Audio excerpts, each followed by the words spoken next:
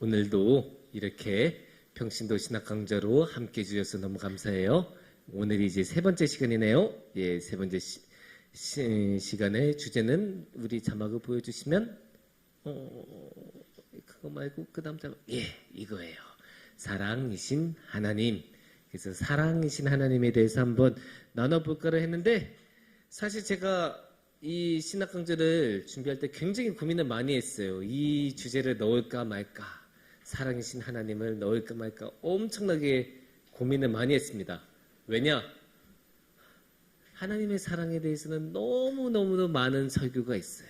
우리 권사님들, 집사님들, 장로님들 이미 다 10번씩은 최소한 들어보셨을 거고 우리 교회학교 친구들도 이미 못해도 100번은 들었을 것 같은데 그만큼 많이 나오는 주제가 하나님의 사랑이에요.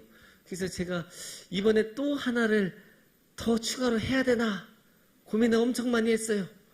그래서 넣을까 말까 했는데 그럼에도 불구하고 넣어야겠다라는 생각이 들었습니다. 왜냐하면 다음 자막을 보여주시면 원래 하나님의 속성이라는 말이 우리가 이번에 하나님의 속성에 대해서 이야기하는데 하나님의 속성은 아주 쉽게 말해서 이거잖아요. 하나님은 땡땡이다. 그래서 땡땡을 집어넣는 게 이제 속성을 보여주는 건데 하나님은 무엇이다 라고 할 때 이 사랑만큼이나 명확하게 나오는 말씀이 사실은 없어요.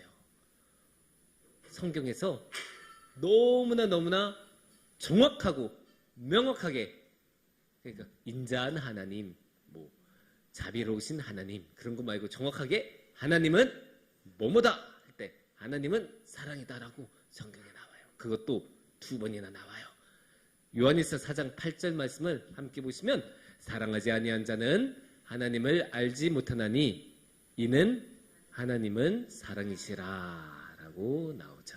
그 다음에 16절 말씀을 보시면 하나님이 우리를 사랑하시는 사랑을 우리가 알고 믿었노니 하나님은 사랑이시라. 사랑 안에 거한 자는 하나님 안에 거하고 하나님도 그의 안에 거하시느니라.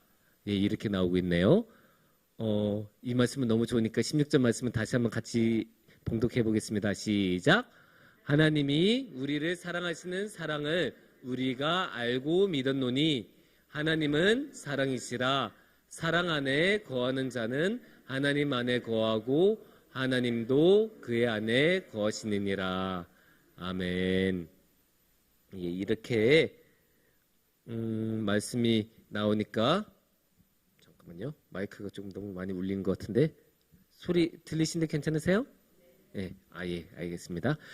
그렇게 하나님께서는 너무나 명확하게 성경에서 하나님은 사랑이시다라고 이야기를 하고 계시니까 이 이야기를 안 하고 넘어갈 수는 없겠더라고요. 우리가 하나님의 속성에 관한 이야기를 할 때 이 정도로 명확하게 하나님께서 말씀하시면 그래도 집어넣은 게 맞다라고 싶어서 하나님은 사랑이시다라고 그래서 다음 자막을 보여주시면 그래서 이번 주제는 하나님은 사랑이시다 이거 가지고 함께 이야기를 한번 나눠봤으면 좋겠습니다.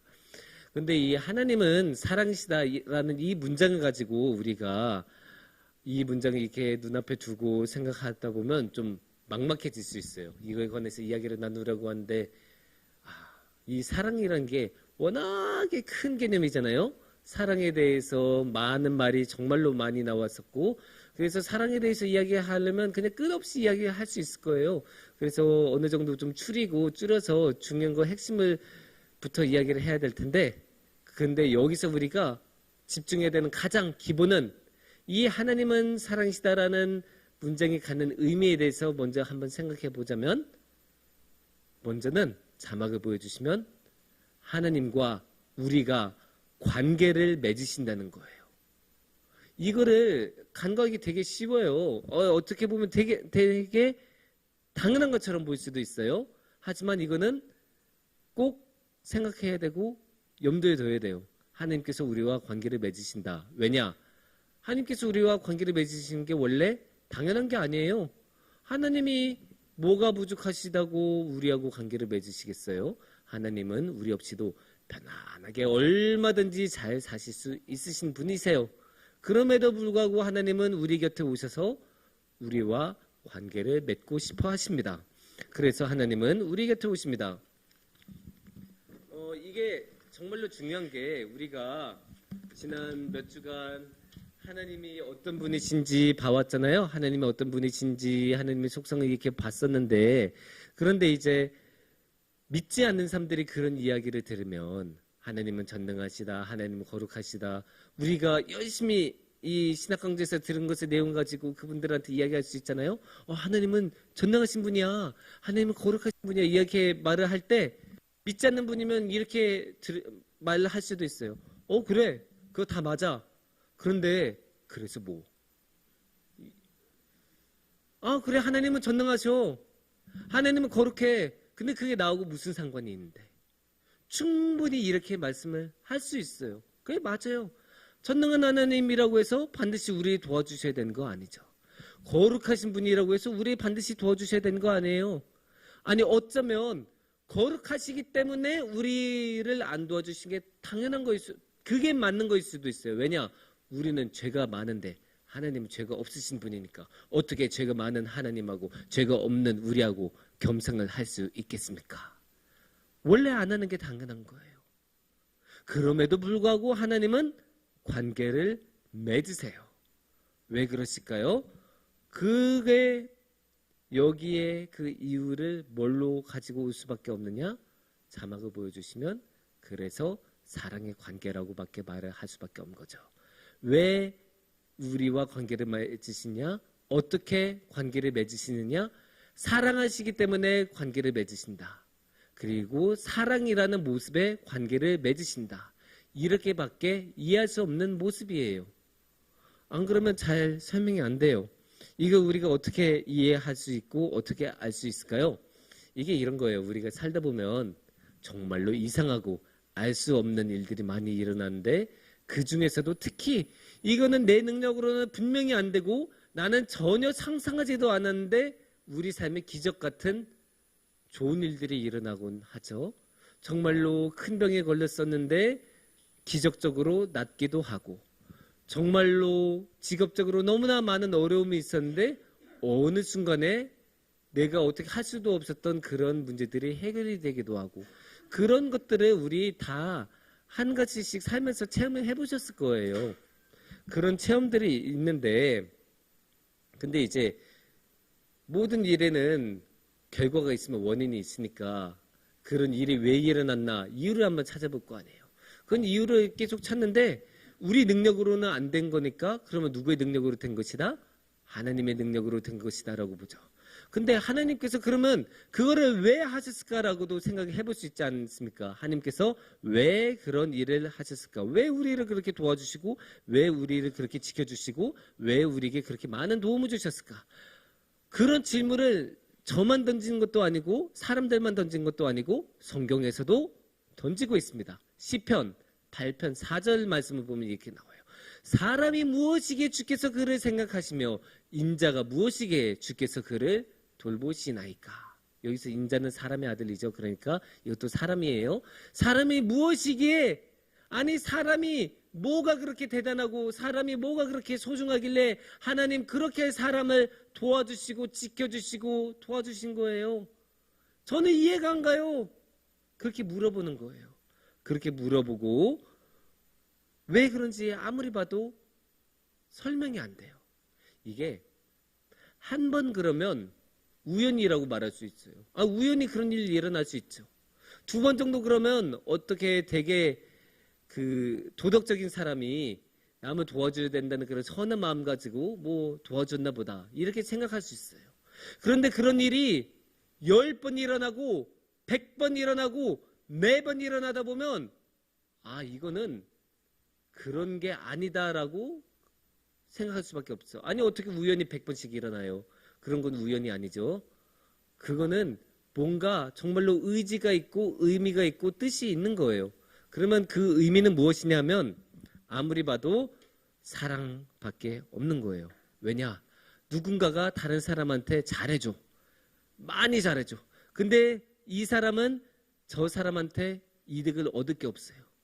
이득이 얻을 게 있으면 잘해주는 게 충분히 이해가 되죠. 그래서 다른 사람한테 부정한 방법으로 어떤 인사청탁을 하거나 다른 사람한테 사기를 치려거나 이런 사람들이 잘해주는 거는 너무나 잘 이해가 되죠. 그게 나쁜 행위이지만 그 목적을 가지고 그렇게 행동을 했구나.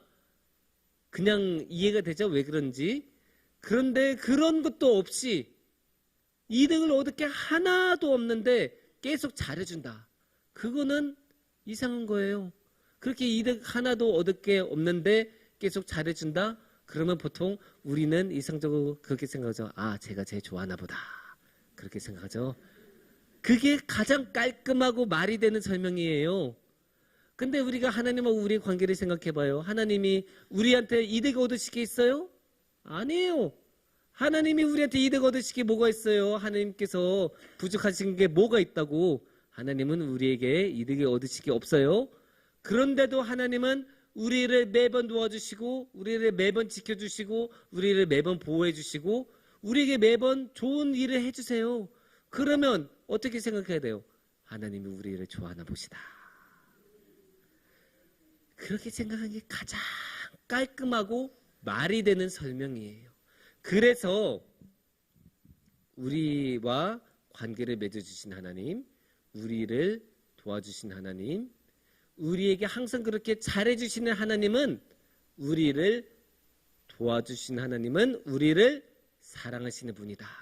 이렇게 결론을 낸 게 너무나 자연스러운 것이라고 말할 수 있습니다. 이게 하나님은 사랑이시다라는 말이 가지고 있는 가장 기본적인 뜻일 거예요. 하나님께서 항상 우리와 관계를 맺어주시고 우리를 항상 도와주시고 그런 도움을 우리가 항상 체험했고 그 결과 우리가 하나님은 사랑이시다라고 고백하는 것. 이게 하나님은 사랑이시다라는 말이 가지고 있는 원래적인 의미, 기본적인 뜻이라고 할 수 있습니다.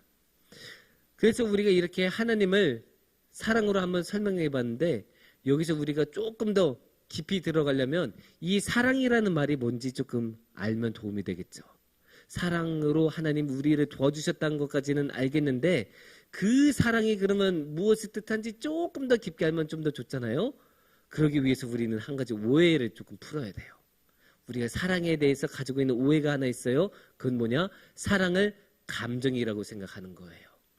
근데 그게 잘못된 거는 아니에요. 사랑은 당연히 감정적인 측면도 있고 사랑을 감정으로만 이해하는 경우 너무나 많아요. 우리가 일상적으로 다 그렇게 말을 해요. 사랑은 감정이라고. 그래서 우리는 그렇게 사랑을 하나님에 대한 사랑도 또 하나님의 사랑도 감정으로 생각하기 쉬워요. 그렇게 오해하기 쉬워요. 그거. 그런데 그러면 문제가 생겨요. 감정은 어떻습니까? 감정은 휙 변하죠? 쉽게 변하고 변덕스럽게도 변해요. 그 작년이었나 재작년이었나 선풍적인 인기를 끌었던 대사가 있죠. 사랑한 게 죄냐고. 그게 그런 거예요. 사랑도 감정이기 때문에 사랑이 이렇게 가다가 갑자기 쭉 엉뚱한 데로 갈 수가 있죠.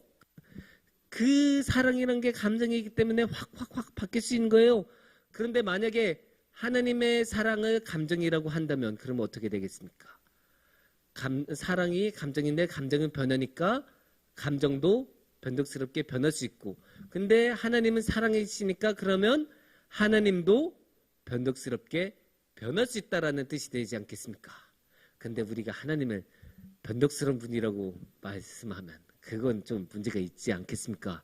무엇보다 그냥 우리가 그건 언뜻 생각해도 이상하지만 무엇보다 성경에서 그렇게 이야기를 안 하고 있어요. 우리 히브리서 13장 8절 말씀을 보면 이렇게 말씀하십니다. 예수 그리스도는 어제나 오늘이나 영원토록 동일하시니라. 너무 좋은 말씀이니까 한번 더 같이 읽어볼게요. 시작. 예수 그리스도는 어제나 오늘이나 영원토록 동일하시니라. 아멘. 예, 이렇게 보면 하나님은 변하지 않는 분, 쭉 한결같으신 분이란 걸 알 수 있잖아요.